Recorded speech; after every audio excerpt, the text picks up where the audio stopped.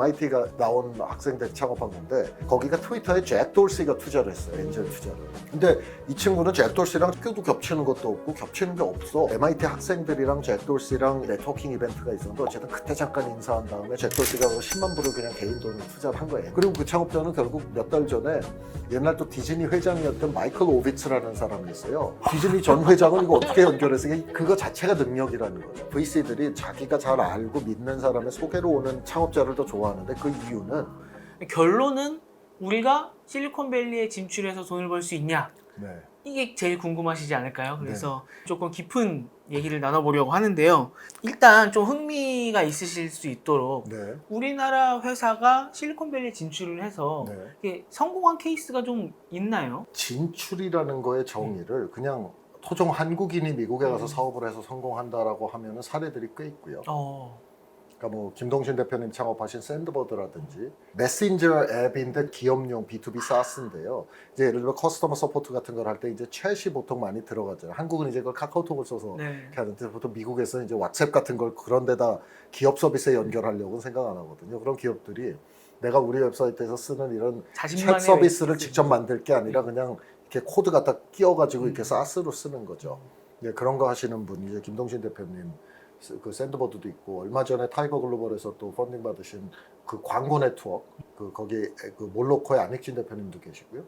그다음에 이제 그 뉴욕에 계신데 이제 누움 그 네.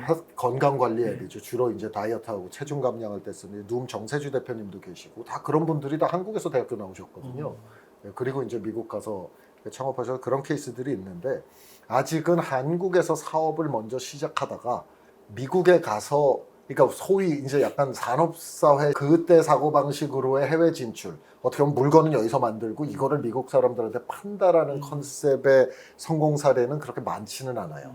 근데 저는 오히려 해외 진출의 컨셉을 산업사회 시대의 하드웨어를 우리가 TV를 만들어서 이거를 미국인들이 안방에 놓고 본다라는 그 컨셉은 저는 이제는 버려야 된다라고 생각을 합니다. 지금은 훨씬 더 소프트웨어가 중요한 시장이잖아요. 그렇죠? 그러면은 저는 이게 한국 사람이 하느냐 이것이 어떤 한국적 모티브가 있느냐, 한국적 인스피레이션이 있느냐. 예를 들면 오징어 게임이나 뭐 이런 건 다 BTS도 다 그런 거잖아요. 어떻게 보면 한국의 그 엔터테인먼트 업계의 어떤 축적된 파워가 이제 어떤 그런 창의적인 형태로 이제 나타난 거잖아요. 그래서 저는 오히려 그거를 약간 옛날처럼 자꾸 국경이 딱 여기에 넘어설 수 없는 어떤 선으로 있고 여기서 우리가 잘 만들어서 이걸 쟤네가 사주면 우린 해외 진출 성공이야. 이렇게는 저는 오히려 생각을 안 했으면 좋겠어요. 예를 들면 제가 하나 예를 들어볼게요. 우리 이제 처음에 박세리 선수가 LPGA에 나갈 때 그때 막 제가 삼성이 후원했거든요. 저희가 제가 그때 삼성에 있었어요. 그래서 그때 US 오픈 왜 그 물에 들어가서 그 신발 벗고 치는 거 있잖아요. 그거 할 때 저희는 진짜 삼성이 그때 7사제 할 때라 아침에 출근해서 그때 그걸 다 같이 라이브로 봤어요. 진짜로. 왜냐면 그거 이렇게 보는 게 너무나 이 뭐랄까 우리가 후원한 선수가 그때는 그런 게 없었거든요. 그 뒤에 김미연 선수 나가서 근데 지금은 사실 LPGA 한국 선수가 너무 많아가지고 다 보려면은 생업을 포기하셔야 되죠. 근데 그러면은 이 사람들이 한국도 지금 LPGA 투어가 있잖아요. 그러면은 이 사람들이 한국 골퍼냐, 한국에서 시작해서 해외 진출한 골퍼냐, 박인비나 이런 그 유명한 한국 여자 골퍼들 있잖아요. 다 미국에 어딘가 거주지가 있어요. 뭐 텍사스에 있는 경우도 있고 플로리다에 있는 경우도 있는데 우리가 몰라서 그렇지 이제는 그 골퍼들은 통역도 필요가 없습니다. 다 LPGA 끝나고 나면은 그냥 미국 기자가 와서 이렇게 얘기를 하면은 그냥 영어로 답변 잘해요. 이게 정말 한 20년 사이에 어마어마하게 바뀐 거죠. 옛날에는 다 통역해야 됐잖아요. 그렇죠? 근데 지금은 그렇게 한단 말이에요. 그래서 그렇게만 되면은 미국 사람들 입장에서는 국적이 어딘지는 상관이 없는 거예요. 리디아 고 있잖아요. 우리는 그 리디아 고 선수가 한국인이라고 우리는 생각을 하고 우리 카테고리에 넣지만 테크니컬리 보면은 호주인지 어디 뉴질랜드인지 국적이란 말이에요. 그 올림픽도 그쪽으로 그렇죠. 그쪽으로 나왔는데 막상 또 미국 시장의 관점에서 보면은 리디아 고는 그냥 미국 골퍼인 거예요. 영어로 다 네이티브처럼 얘기를 하고 다 골프 잘 치고 그 프로토콜을 아니까. 지금 한국의 LPGA 골퍼들도 대부분 다 마찬가지거든요. 그냥 마이크 대면 스스럼 없이 영어로 하는데 영어도 잘합니다. 그래서 잘해서 저는 자 그러면 도대체 저 사람들은 한국 골퍼냐 아니냐. 우리가 볼 때는 한국 골퍼지만 미국인들이 볼 때는 이거는 미국 국적의 한국인 거지 그냥 LPGA에서 뛰는 선수인 거죠.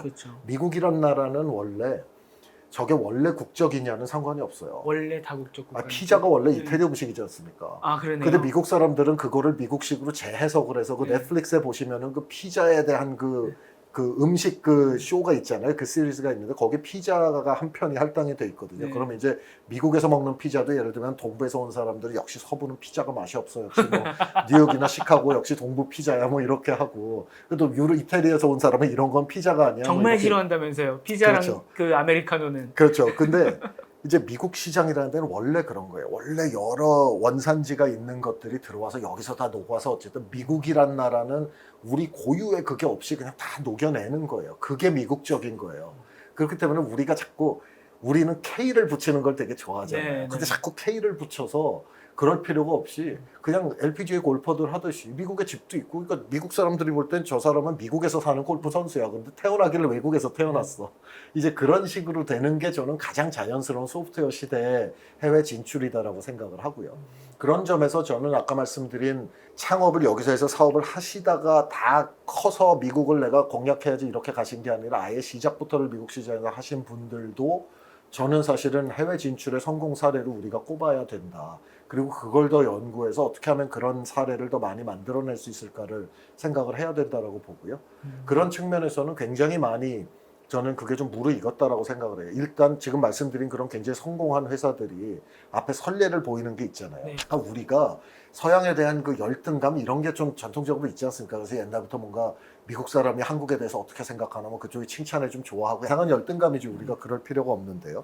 근데 지금은 그런 게 많이 엷어졌잖아요. 아니 쟤네 뭐 오징어 게임 이거 오히려 그렇죠. 우리 제 주변 한국인들 중에는 이게 클리셰가 너무 많다고 네. 싫어하는 사람들도 있어요. 근데 이제 어쨌든 지금 숫자로 보면은 전 세계적으로 인기를 얻고 있는 거죠. 달고나가 난리 났다고 그렇죠. 들었습니다. 제가 그 키트도 사가야 되나 지금 고민하고 있습니다.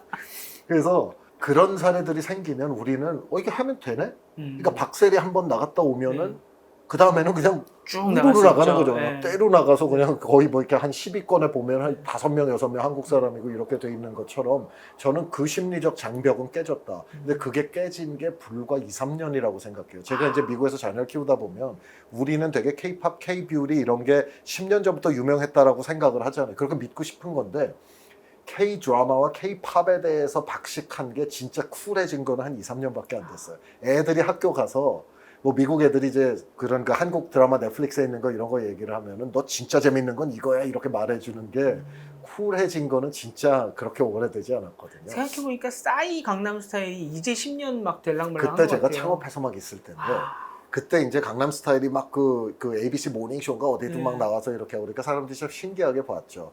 신기하게 보고 되게 재밌게 그때 이제 제가 미국 직원들이랑도 이거에 대해서 좀 얘기를 했었는데 그때 미국 직원들은 좀 유보적인 태도더라고요. 그러니까 아니 뭐 미국 문화라는 게 뭐 레게도 한번 왔다 가고 네. 뭐 마카레나 뭐 이런 그렇죠. 그런 것도 왔다 가고 그러는데 그게 이제 안착해서 하나의 어떤 문화적 하나의 흐름으로 자리를 잡느냐 안 잡느냐는 아까 말씀드린 게 조금 더 길게 봐야 된다. 미국이라는 나라에서 그렇게 한번 바짝했던 거는 다 있었는데 이게 근데 싸이는 지금 돌이켜 보면은 그때 그 현상 자체로는 끝까지 밀고 가는 힘은 없었죠. 네. 그 무렵에 이제 뭐 원더걸스도 좀 미국 투어하고 네. 뭐 이러던 시절이었는데 그때는 그런 게 없었는데 어쨌든 계속 문을 두드렸잖아요. 그러다 이제 이 BTS가 이렇게 터진 거고 사실 블랙핑크도 유명하고요. 그렇죠. 네, 네. 예, 엑소도 사실 나름 알려져 있었습니다. 뭐 이렇게 제가 뭐 애들을 태우고 다니다 보니까 오. 애들이 제 차에서 이제 자기 폰에서 이렇게 틀 때는 이건 뭐야? 그러면 이제 물어보면 가르쳐 주는데 이제 그래서 그렇게 하는데 결국 아까 말씀드린 것처럼 앞에 실패를 하더라도 결국 어떤 하나의 성공이라는 것은 그런 것들이 계속 땅에 떨어져서 썩어서 실패를 딛고 저는 큰 성공이 나오는 거라고 생각을 하고요. 그래서 그 실패가 충분히 축적되고 성공 사례도 이제 나오기 때문에 저는 그 심리적 장벽도 지금 많이 무너졌다. 더 이상 우리가 그런 열등감을 갖고 있지 않다라고 생각을 해요. 그래서 저는 굉장히 앞으로 더 해외 시장에서 잘하는 회사들이 많이 나올 것이다. 그 회사들이 다만 한국에서 뭐 이렇게 이미 사업을 하고 있다가 가느냐 아니면은 그냥 처음부터 미국에 와서 하느냐 뭐 그거는 뭐 여러 가지 저걸로 다를 수는 있겠죠. 그러니까 박찬호처럼 가느냐, 유현진처럼 여기서 할 거 다 하고 자유계약 선수 된 다음에 입찰을 받아서 가느냐, 뭐 그거는 좀 회사의 상황에 따라서 나뉠 수가 있을 텐데 저는 앞으로 더 늘어날 걸로 봐요. 이미 문이 열렸기 때문에 뭐 K-팝처럼 내가 K 컴퍼니를 만들어서 해외에서 성공을 할 거냐 이런 관점이 아니라 그냥 나라는 사람이 지금 해외에 가서 사업할 때 장벽 없이 하기 지금 딱 되게 좋은 시점이겠군요. 저는 좋다라고 생각해요. 그리고 지금 저만 해도 이제 사실 해외여행이 대학생 때 자유롭지 않던 네. 세대였는데 지금 제가 한 20, 30대 한국의 젊은이들 또는 미국에서 이제 자란 1.5세, 2세 교포 한인들을 보면은 굉장히 어떤 세계 시민으로 그 글로벌 시티즌으로서의 그게 되게 몸에 배어 있어. 아주 세련되고 진짜 제 세대에 있는 그 특유의 촌스러움 이런 게 좀 없어요. 그래서 저는 이 세대야말로 진짜 앞으로도 굉장히 큰 포텐셜을 갖고 있구나라고 생각을 하고 거기 때 맞춰 또 이제 자본 시장도 우리가 훨씬 그 VC 펀딩도 되게 크게 되고 그러잖아요. 네. 그렇기 때문에 저는 뭐 앞으로는 당분간은 저는 되게 그렇게 해외 시장에서도 성공하는 회사들이 많이 나올 거라고 생각합니다. 만약에 하고 싶으신 분은 네네. 그럼 난 어떻게 하면 그렇게 할 수 있을까? 좀 방법론 같은 것도 궁금한데 네네. 뭐 창업해서 트랜스링크에 투자를 받으면 미국에 진출할 수 있는 겁니까? 그러니까 저희가 기본적으로 글로벌 앵글을 갖고 있는 네. 회사이기 때문에 저희는 투자를 할 때는 어떤 글로벌 진출 가능성이 있는 회사를 많이 그 초점을 가지고 투자를 해요. 네. 그리고 또 저희 같은 경우는 이제 저를 포함해서 직원들이 일부 미국에 있기 때문에 저희는 이제 거기에 어떤 베이스 캠프가 돼줄 수 있죠. 그런 점에서는 뭐 이렇게 해외 진출에 관심이 있으시고 본인이 해외에서 나는 이걸 성공시킬 자신이 있다라고 생각하시는 분들은 저희한테 연락을 주시면은 저희가 투자 검토를 할 수 있죠. 네. 저희가 주로 이제 저희 펀드도 그런 글로벌 진출 관련된 펀드들을 많이 이렇게 만들려고 하거든요. 앞으로. 예. 트랜스링크랑 같이 나가면 좋겠지만 제안했는데 안 될 수도 있잖아요. 네네. 그럼 이제 다른 데랑 하셔야 될 텐데 내가 정말 너무 글로벌로 사업을 하고 싶어요. 네네. 그럴 때 좀 외국 VC한테 투자를 받고 싶으면 어떻게 좀 처음에 하셔야 돼요? 뭐 이메일을 보내면 됩니까? 아니요, 미국 VC들이 물론 그 유명한 VC 파트너도 웹사이트 가보면 이메일은 다 있어요. 근데 보내는 게 100% 보고 회신을 하지는 않겠죠, 당연히. 그 사람들이. 근데 왜 그렇게 생각을 하냐면 VC들은 스타트업 창업자라는 건 결국 되게 스타트업은 어차피 기본값이 망하는 거잖아요. 안 네. 되는 게 훨씬 많아요. 그러니까 어차피 안 되는 걸 되게 하려는 사람인데 너무나 편하게 그냥 웹사이트에 있는 이메일 보고 이메일 써서 투자자가 회신해 주기를 기다리는 정도의 열성과 그 정도의 resourcefulness, 그러니까 그 어떤 동원할 수 있는 수단이 그거밖에 없는 창업자면 사업도 성공 못 시킬 거다라고 생각하는 그런 게 좀 있거든요. 저 사람 좀 한가하구나. 그래서 레퍼럴을 되게 VC가 중요하게 생각해요. 우리가 왜 채용할 때도 우리 직원이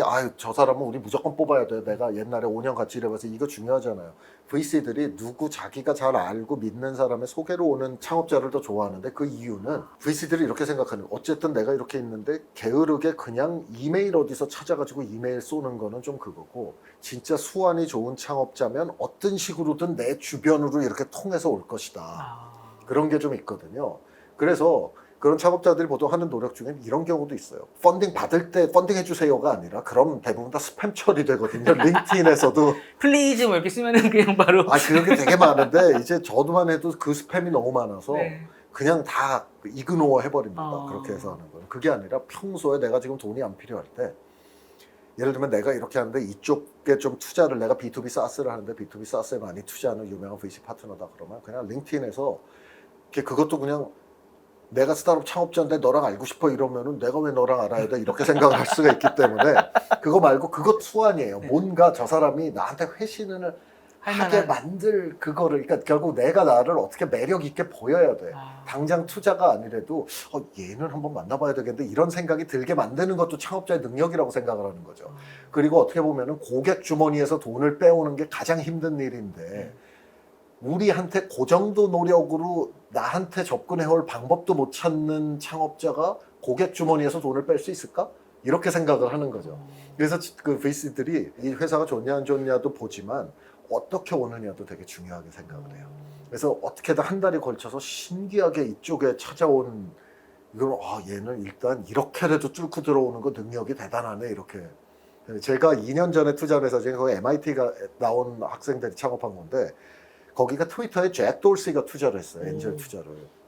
근데 이 친구는 잭 돌시랑 제가 볼 때는 학교도 겹치는 것도 없고 겹치는 게 없어. 무슨 이렇게 그 MIT 학생들이랑 잭 돌시랑 이렇게 뭐 하는 뭐 굉장히 일대 뭐 몇백 명으로 하는 네트워킹 이벤트가 있었는데 어쨌든 그때 잠깐 인사한 다음에 자기가 어떻게 이렇게 해서 잭 돌시랑 면담을 해가지고 잭 돌시가 자기 멘토가 됐대요. 그래서 몇 달에 한 번씩 얘기를 해가지고 이렇게 좀 조언을 구하고 그러다가 자기가 이제 이거를 내가 좀 펀딩을 해야 되겠다 그랬더니 잭 돌시가 10만 불을 그냥 개인 돈을 투자를 한 거예요. 엔젤 투자를. 그 찰나의 시간에 시작이 된 거예요, 순간에. 예, 그렇죠. 근데 이게 그러면은 잭 돌시가 자기한테 찾아와서 제 멘토가 돼주세요라고 하는 사람을 다 해주겠냐고요? 안 해줄 절대 거 안 아니에요, 해주죠. 바쁜 사람인데. 네. 그러니까 그러면 이 친구는 뭔가는 잭 돌시 입장에서 볼 때, 얘는 조금 싹수가 있구나. 내가 좀 뭔가 해줘야지. 네. 얘가 나중에 내 인생에 좀 도움이 될 것 같은데, 뭔가 그렇게 생각을 하게 만들었으니까 돈도 투자하고 시간을 내줬을 거 아니에요. 그거는 그 사람의 개인기죠. 근데 그게 그 창업자의 능력인 거죠, 어떻게 보면은. 그리고 그 창업자는 결국 몇 달 전에 옛날 또 디즈니 회장이었던 마이클 오비츠라는 사람이 있어요. 그 사람이 엔젤 투자하고 그 사람이 친한 VC를 데리고 와서 저희도 같이 투자했는데 그때도 한 400만 불인가 얼마 제가 정확히 기억이 안 나는데 또 펀딩을 했어요, 석 달 전에. 그러니까 그러면 또 디즈니 전 회장을 이거 어떻게 연결해서 이게 결국은 그거 자체가 능력이라는 거죠. 그러니까 그 수완 자체가 저는 네. 결국 그게 창업자의 능력이고 회사의 역량이라고 생각을 하거든요. 그러니까 너무 이렇게 쉽게 그냥 이거 어떻게 하면 서울대 갈 수 있어요? 뭐 약간 이거랑 비슷하다. 그래서 그게 뭔가 굉장히 본인이 먼저 상당한 노력을 들이시고 본인이 수완이 좋게 여러 가지 경로로 어떻게 하면 이걸 할 수 있을까를 찾으시는 노력을 하는 게 저는 되게 중요하다고 생각해요. 찰나의 순간에 마음을 뺏어야 되는 거잖아요. 네. 뭐 칵테일 파티 이런 데서 잠깐 봤을 때 또 마음을 뺏는 분들도 있고, 그렇죠. 아니면 또 투자 피칭이라고 하는데, 투자 피칭이 아까 30분 말씀해 주셨지만 또 어디 대회 나가면 한 5분 10분밖에 안 되고, 보통 VC랑 1대1로 만나더라도 제가 피칭할 수 있는 기회가 길어야 그렇죠. 뭐 얼마나 되죠? 길면? 뭐 그게 어느 행사에 따라 네. 다른데 뭐 짧으면 5분짜리도 5분. 있고요. 네. 뭐 조금 길어봐야 10분, 15분 뭐 15분. 이렇죠. 뭐 엘리베이터 스피칭 뭐 얘기도 있잖아요. 그렇죠. 그건 이제 뭐 1층에서 예를 들면 네. 10층 올라갈 때까지 네. 그 사이에 이 투자자로 하여금 나를 다시 만나고 싶게 네. 내 그 사업을 매력 있게 그렇죠. 설명을 하라 이런 거죠. 네. 예. 그리고 피칭의 기술이 굉장히 중요할 것 같은데, 네네. 실리콘밸리에서 하는 피칭의 기술, 한국에서 하는 피칭이 좀 다른 게 있나요? 좀 다릅니다. 이거는 약간 교육 그 받는 방식에서 나오는 차이도 있는데 일단 우리는 좀 그 미괄식이 많아요. 우리 논조에. 그래서 앞에 서론이 되게 많이 나와. 뭐 시장은 이렇게 크고 네. 뭐 이래서 그러면 이제 미국식으로 생각하면 조금 결론이 언제 나나 그래서 무슨 사업을 하겠다라는 거지. 저희 오늘 녹화도 약간 네. 이런 식으로 하고 있죠. 우리는 이렇게 네. 약간 서론 본론 결론으로 가야 네네. 되는데 미국 피치는 일단 결론부터 맨 앞에 던져야 돼요. 결론을 보고 왜냐면 지쳐서 결론을 이해를 못해 VC들이 이렇게 너무 미관식으로 가면요. 네. 그래서 제일 말하고 싶은 거 우리는 이런 문제가 있어서 이 문제를 이렇게 풀고 이 문제는 시장 사이즈가 이만큼 크다. 그리고 우리 경쟁력은 이거다. 그걸 맨 앞에 넣어야 돼요. 그래서 한국에서 이렇게 우리나라 스타트업들 피치를 듣다 보면 제가 막 약간 답답해서 조바심이 나요. 그래서 뭐예요? 제가 자꾸 질문을 막 하는 거예요, 제가. 그러다 약간 그쪽에서는 저 사람 왜 저렇게 내 끝까지 얘기를 안 듣고 이렇게 생각을 하실 수도 있는데 저는 답답한 거예요. 왜냐하면은 맨 처음에 결론부터 던져놓고 네. 이 결론이 왜 나왔는지 내가 너한테 설명을 해줄게. 약간 이렇게 가야 되는데 그게 너무 늦게 나오니까 이제 막 답답한 거죠. 그래서 제가 그 부분이 일단 제일 넘버원이에요. 네. 미국에 가서 피칭할 때는 내가 가장 자신 있고 가장 말하고 싶은 거 우리가 이런 문제를 이런 방식으로 풀고 있으며 이 시장이 이만큼 크고 이걸 우리가 이래서 잘할 수 있는 회사다라는 팀 구성 그거를 앞에다가 그냥 딱 일단 얘기를 하고 나머지가 다 부연 설명이 돼야 되는 거예요. 미국식 피칭을 하려면. 그러니까 이 결론을 듣고 궁금함을 가져야 되는 거군요. 이걸 어떻게 할 수 있다는 얘기야? 라는 거를 이제 그렇죠, 들어야 되는 그렇죠, 거군요. 그렇죠. 일단은 그게 결론이 make sense 해야 돼요. VC의 눈으로 볼 때, 그럴 수 있겠네. 저거 맞아, 저거 문제 맞아, 저거 불편해, 나도 불편해. 그런데 그럼 얘네가 이거 이렇게 풀 수 있을까? 얘네가 풀만한 애들일까? 이렇게 로직이 그렇게 가는 거거든요. 근데 지금 우리는 세상은 빠르게 변하고 있습니다. 뭐 이제 이런 식으로 시작을 해요. 이게 피치가 약간. 그러면은, 그거는 알겠고요. 근데 언제 그러면은 왜 제가 당신 피치를 들어야 되는지부터 좀 설명을 해주세요. 이렇게 되는 거거든요. 그거를 플립을 해야 돼요. 근데 그게 생각보다 쉽지가 않더라고요. 왜냐면 우리가 너무 이렇게 서론, 본론, 네. 결론에, 그거는 선생님은 끝까지 읽어주시죠. 그게 선생님 직업이니까. 근데 VC는. 5분 10분 안에 그렇죠. 해야 되는. 그래서 우리가 대체로 엘리베이터 피치 이런 거를 잘 못해요.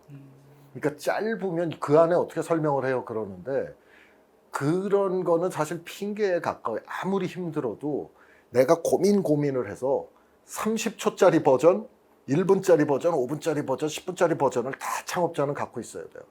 그래서 이렇게 하다가 예를 들면 원래는 내가 프리젠테이션을 띄우고 하기로 했는데 갑자기 무슨 기계가 고장이 나가지고 나는 프리젠테이션 띄우는 걸로 준비를 했는데 그 프리젠테이션을 못 띄워. 그때는 얼른 자기가 구두 버전으로 바꿔가지고 또 할 수가 있어야 돼요. 근데 그런 대응력이 제가 좀 한국에서 이렇게 강의를 하거나 이렇게 심사 같은 걸 하다 보면은 그 대응력이 좀 떨어지시더라고요. 미국 스타트업 창업자들보다. 그래서 저는 일단 결론부터 빨리 얘기를 하시고 왜 거기서 흥미를 못 끌어내면 아무리 시장이 크고 뭐 좋은 얘기 해봐야 소용이 없어요. 일단 결론이 매력적으로 들려야 돼요. VC한테. 그래서 결론부터 얘기하시고 그 다음에 왜 자기가 이런 결론을 냈는지를 설명을 하시는 순서를 일단 두 갈씩으로 빨리 바꾸시라. 그렇게 하시고 너무 이 시장 자료 뭐 이런 거를 너무 많이 하실 필요는 없어요. 왜냐면은 시장이 될 거라는 것과 그걸 왜 내가 너한테 투자해야 되는 데는 다른 얘기거든요. VC들 관점에서 볼 때는. 그렇잖아요. 시장은 되는데 어느 말에 투자할 거냐가 문제인데 결국 VC 입장에서 볼 때는 시장을 믿어도 자꾸 시장 얘기만 1시간 하는 경우도 있거든요. 이게 이래서 된다. 아니 그 시장이 되는 건 알겠는데요. 그러면 왜 이 회사가 되는 거죠? 그 답을 듣고 싶은 거니까 결국 듣고 싶은 얘기를 해줘야 되는 거지 창업자가. 너무 얘기가 길어지면 안 되고 딱 10분 주면은 10분, 오히려 30분 미팅 잡으면 15분에 내가 피치를 끝나겠다라고 생각을 하시는 게 맞는 것 같아요.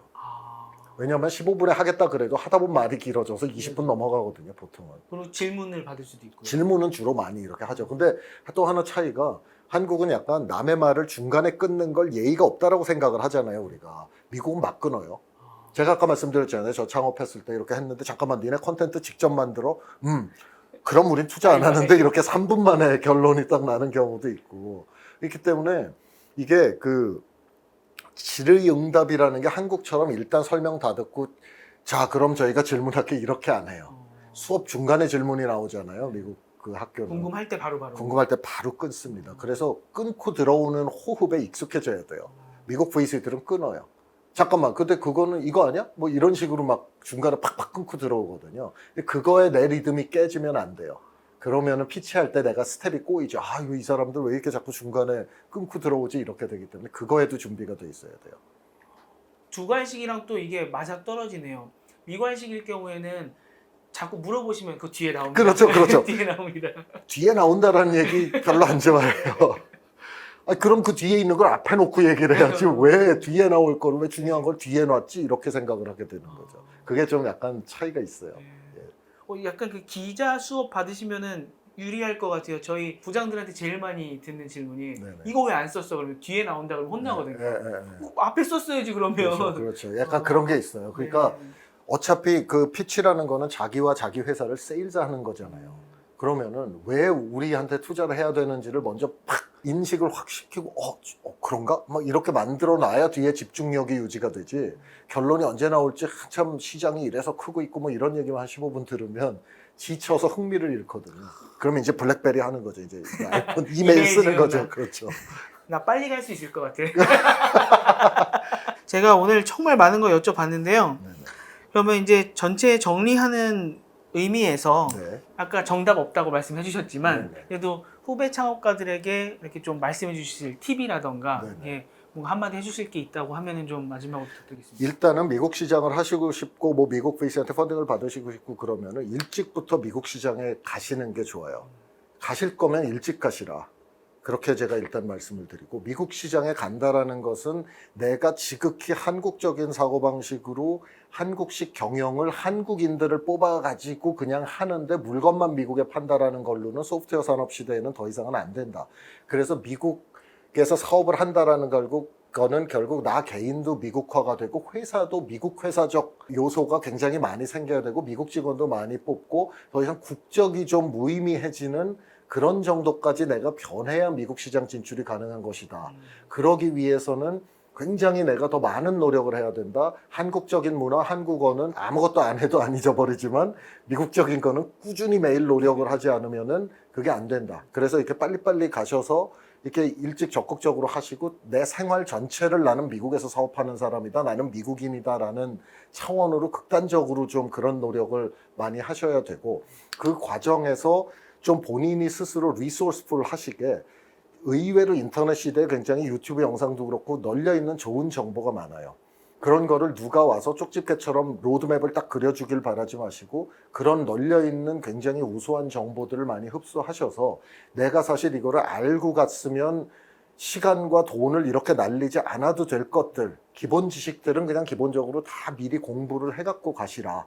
그렇게 해서 가셔서 열심히 하시고 한국이라는 좋은 인재풀, 상대적으로 인건비가 싼 좋은 인재풀이 있잖아요. 이거는 사실 지금 한국계 창업자한테는 굉장히 큰 무기예요. 그래서 지금은 굉장히 저는 좋은 타이밍이라고 생각을 해요. 그래서 옛날에 중국이 막 2000년대부터 한 15년 고속 성장을 할 때는 미국에서 공부하고 또는 일하다가 중국 돌아가서 돈 번 사람들이 많아요. 굉장히 많이 돌아갔습니다. 왜냐면 자기 모국이 막 뜨고 있으니까. 그 뭐 옛날 박통 시절에 반도체 이거 하시러 뭐 옛날 그 진대재 사장 뭐 이런 분들 다 오신 게 다 그런 거잖아요. 그러니까 그런 식으로 그랬었는데 저는 이제 한국 창업자들한테 비슷한 기회가 저는 오고 있다라고 생각하고 세계의 벽과 우리가 그동안 가졌던 어떤 심리적 장벽 같은 것도 많이 낮아져서 이제는 사실 LPGA 골퍼들이 이렇게 가서 그냥 우리 다 지금 앞에 언니들 다 가 있는데 내가 못 갈 게 뭐야 이런 정도 시대가 됐기 때문에 더 적극적으로 저걸 많이 해보실 수 있는 타이밍이고 다만 그때 한국적인 것이 세계적인 것이다라는 그거에 현혹되지 마시고 우리가 미국 시장에서 팔려면 미국 회사처럼 되고 그 미국 문화적 미국 고객의 소리를 여과 없이 잘 받아들일 수 있는 그런 그 회사의 체제를 구축할 수만 있으면은 미국 시장은 뭐 모든 사람한테 열리는 것이다. 미국은 이것은 우리 미국인의 시장이야라고 하는 건 없다. 중국인, 한국인, 인도인, 일본인, 유럽 사람들 다 와가지고 하는 게 미국 시장이니까 저는 그런 큰 뜻을 품고 미국 시장에 진출을 하시고 그러면은 저는 앞으로 더 성공하는 회사들이 많이 나올 걸로 생각하고요. 그럴 때 또 저희 트랜스링크는 그런 글로벌 진출을 원하는 스타트업들에 투자를 많이 하니까 또 저희 문도 두드려 주시면 저희가 감사하고 그렇습니다. 그렇죠. 미국 실리콘밸리에 진출하고 싶은 게 우리나라보다 뭐 나아서 지금 이런 차원이 아니라 그 미국 실리콘밸리에서 성공을 하면 글로벌로 나갈 수 있는 그 교두보가 되기 때문에 가고 싶으신 거잖아요. 네, 그렇죠. 세계의 커스터머를 대상으로 이제 사업을 하시려고 하면은 또 그에 맞는 회사를 꾸리시는 게 맞는 거고 그 회사를 꾸리시려면 지금 말씀 오늘 해주셨던 것처럼 뭐 미국의 문화나 비즈니스 방법도 또 다 미리 공부를 하고 가셔야 그런 세계에 맞는 글로벌 회사가 되지 않을까 생각을 해봅니다. 공부하는 방법 중에 하나가 또 김범수 부대표님이 운영하시는 데모데이 채널에도 데모데이 김범수 네. 치시면 네. 유튜브에 제가 운영하는 채널이 네. 있는데요. 거기에 이제 제가 한 일주일에 한두 개씩 꼬박꼬박 영상을 올리고 있어요. 그거는 제가 한 20년 가까이 실리콘밸리에서 일하면서 다른 분들한테 매번 같은 질문을 받는 걸 제가 그냥 이렇게 일종의 저는 제 그 목표는 뭐냐면 아예 미국 진출을 원하는 그런 스타트업들이 또는 뭐 VC라든지 아니면 정부기관이든지 그냥 하나의 온라인 강좌 프로그램이 있는 것처럼 그냥 거기서 찾아보면 기초 지식은 다 얻을 수 있는 그런 비디오 라이브러리를 제가 몇 년에 걸쳐서 만드는 게 제 목표거든요. 그래서 그것도 참고하셔도 되고요. 뭐 다른 Y 컴비네이터라든가 저희 뭐 티타임스도 스타트업 관련된 거 많이 찍으시고 그러니까 좀 그렇게 많이 좀 시간과 노력을 들여서 찾으시면 좋은 정보는 상당히 많이 있습니다. 그렇죠. 그것도 요새 다 공짜로 볼 수 있지 않습니까? 그렇습니다. 네. 예. 조금만 노력하시면 지금이 기회라고 김범수 부대표님이 말씀해 주셨습니다. 너무 감사드리고요. 오늘 긴 시간 동안 이렇게 시간 내주셔서 귀한 말씀 해주셔서 아닙니다. 즐거웠습니다. 네. 뭐 몇 년 뒤에 또 애프터 서비스 인터뷰 한번 꼭 하시죠. 해주십시오. 네, 꼭 오늘 알겠습니다. 가서 여쭤보셔야 될 게 몇 개 있었잖아요. 네, 그래서 제가 보스턴 가서 네. 또 어떻게 너 네. 잭 돌시랑 네. 디즈니 회장 어떻게 설득했어? 제가 그렇죠. 한번 물어보겠습니다. 그다음에 그 같이 창업하셨던 분 중에 술 끝까지 드셨던 분 그것도 제가 그건 지금도 이메일로 물어보겠습니다. 제프 내가 하나 물어볼 게 있는데 너 그때 사실은 집에 가고 싶었니? 제가 이렇게 물어볼게요. 꼭 그거 다음번에 알려주십시오. 알겠습니다. 네, 오늘 감사드립니다. 네, 감사합니다. 감사합니다. 네, 감사합니다. 네.